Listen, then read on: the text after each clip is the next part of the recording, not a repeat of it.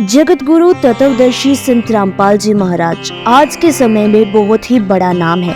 संत रामपाल जी महाराज कभी अपने सत्संग प्रवचनों को लेकर तो कभी अपने समाज सुधारक कार्यों को लेकर चर्चा का विषय बने रहते हैं। सोशल मीडिया पर जगत गुरु तत्वदर्शी संत रामपाल जी महाराज का नाम बहुत चर्चित है।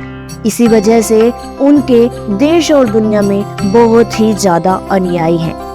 उनके अनुयायियों की संख्या दिनों दिन बढ़ती जा रही है और इसके पीछे कारण है उनकी अलग और अनोखी विचारधारा, जिसको 70% लोग स्वीकार कर लेते हैं, लेकिन 30% लोग अभी भी ऐसे हैं जो संत रामपाल जी की बातों में कहीं ना कहीं नुक्स निकालने में लगे रहते हैं।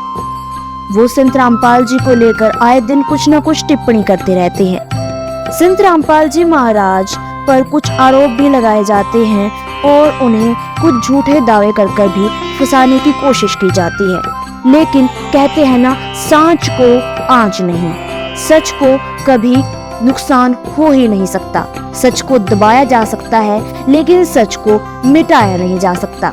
संत रामपाल जी महाराज को लेकर आए दिन नई नई बातें बनती रहती हैं। तो आज हम उन्हीं बातों की पुष्टि करेंगे कि आखिरकार वे बातें कौन सी हैं और कितनी सत्य हैं और कितनी निराधार।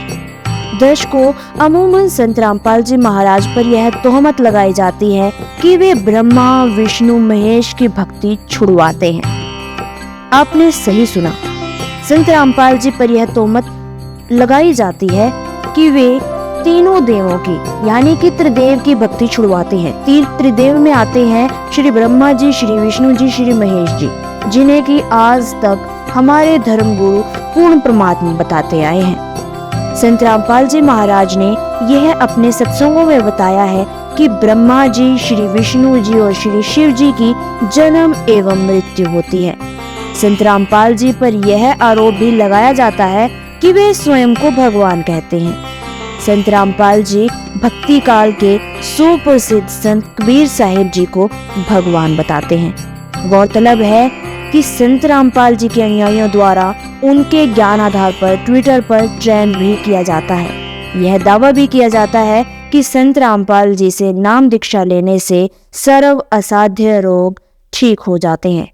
सर्व असाध्य योग से हमारा यहाँ पर भाव है लाइलाज बीमारियां, जैसे कि cancer, TB, brain tumour, AIDS जैसी लाइलाज बीमारियां।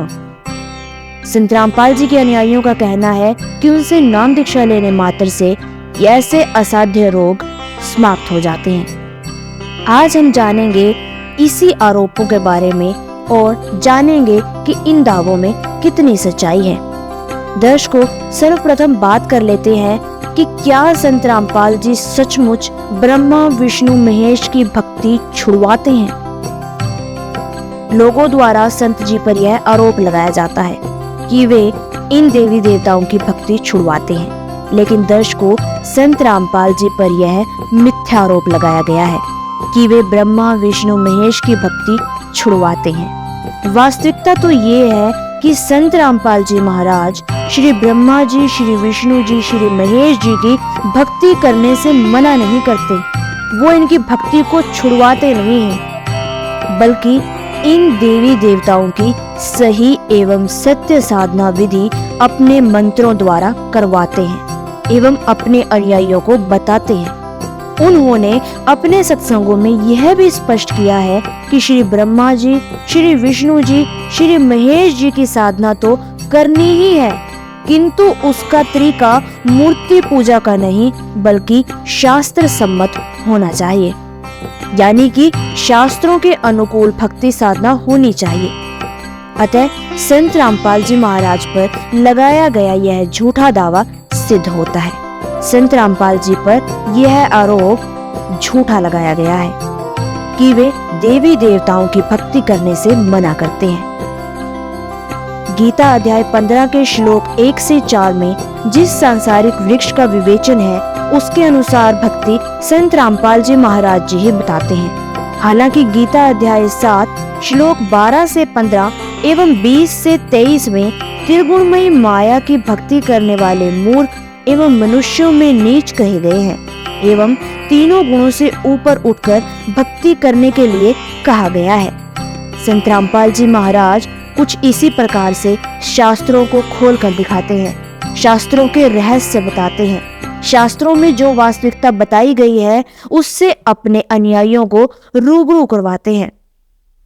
संत रामपाल जी महाराज एकमात्र ऐसे संत हैं जो कि देवी देवताओं के असली मंत्र बताते हैं। संत रामपाल जी महाराज ही वो पूर्ण संत हैं जिन्होंने यह बात सिद्ध कर दिखाई कि ब्रह्मा जी, श्री विष्णु जी और श्री शिव जी नाशवान हैं। तो आइए संत रामपाल जी के विचारों से ही आपको थोड़ा सा बताते हैं कि संत की श्री विष्णु जी, श्री ब्रह्मा जी और श्री शिव जी नाशवान कैसे हैं। संत रामपाल जी महाराज ने अपने सत्संगों में कई बार बताया है कि ब्रह्मा जी, श्री विष्णु जी और श्री महेश जी की मृत्यु होती है।